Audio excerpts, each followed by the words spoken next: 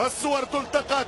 يمشي ميسي، يمشي ميسي ويضيع، يضيع ليونيل، يضيع ميسي، يضيع البولجا. أي إثارة يا سادة، أي إثارة في هذا النهائي. ميسي جابها في جبال فلوريدا. ميسي محمد قاسم وشبه محمد قاسم يتقدم. ضاعت الرابعة من محمد قاسم على غير المتوقع. ضاعت الركلة الترجيحية الرابعة من محمد قاسم الذي وضع الكرة في يسار على يسار سيد جبر، لكنه وقف حائرا. أين ذهبت؟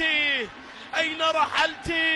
لقد وضعتك في المكان المناسب، في المكان الصحيح. لا تبكي يا محمد، لا تبكي.